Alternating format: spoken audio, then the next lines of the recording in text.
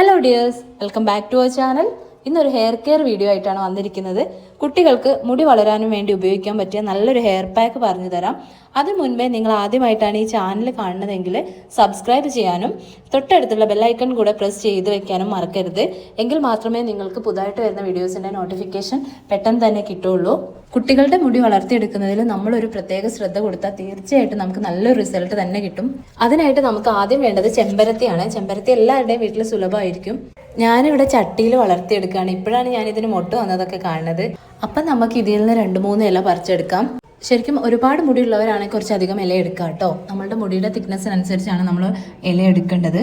അടുത്തതായിട്ട് നമുക്ക് ഇതിലോട്ട് കറിവേപ്പിലയാണ് വേണ്ടത്.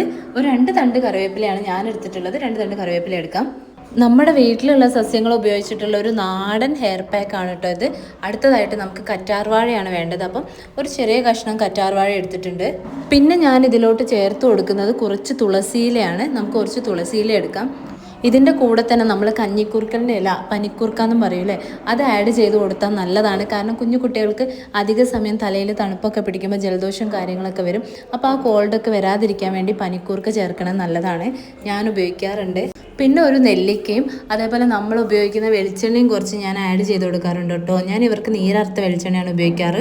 കറ്റാർവാഴ നമ്മൾ വൃത്തിയാക്കുന്ന സമയത്ത് 2 സൈഡിലുള്ള ഈ മുള്ളൊന്ന് ചെത്തി കൊടുത്തിട്ട് പിന്നെ ഒന്ന് മുറിച്ച് സാധാരണ വെള്ളത്തിൽ കഴുകിയെടുത്താൽ മതി. ഇനിയിപ്പോൾ നമ്മൾ ഈ എല്ലാ കൂട്ടും കൂടെ ഒരുമിച്ച് കഴുകി വൃത്തിയാക്കിയിട്ട് അതിൽ മാക്സിമം വെള്ളം പോകാൻ ശ്രദ്ധിക്കണേ.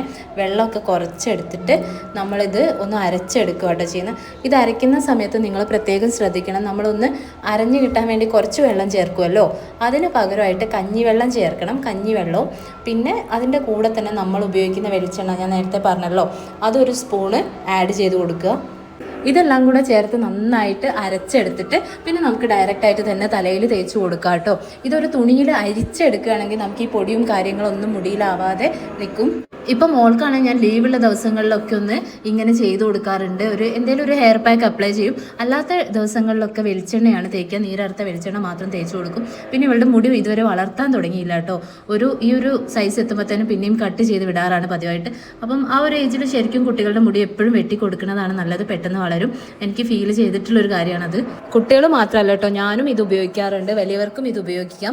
നമ്മുടെ തലയിലെ ചൊറിച്ചിൽ മാറാനും താരൻ മാറാനും മുടി നന്നായിട്ട് വളരാനും ഒക്കെ ഈ ഒരു ഹെയർ പാക്ക് ഒരുപാട് ഹെൽപ്പ് ചെയ്യും. കഴിഞ്ഞ കുറച്ച് ദിവസമായിട്ട് കുറേ പേര് എൻ്റെ അടുത്ത് ചോദിക്കുന്ന കാര്യമായിരുന്നു, കുട്ടികളുടെ മുടിയിൽ എന്താ ചെയ്യണേ, മുടി വളരാൻ എന്താ ചെയ്യാന്നൊക്കെ. അപ്പം എല്ലാവർക്കും കോമൺ ആയിട്ടൊരു മറുപടി തരാം എന്നുള്ള രീതിയിലാണ് ഈ ഒരു വീഡിയോ ചെയ്യണത്. കുട്ടികളുടെ മുടി വളരാൻ വേണ്ടി ശരിക്കും നമ്മളിങ്ങനെ നാച്ചുറൽ ആയിട്ടുള്ള എന്തെങ്കിലും കാര്യങ്ങളൊക്കെ ചെയ്തു കൊടുക്കുക.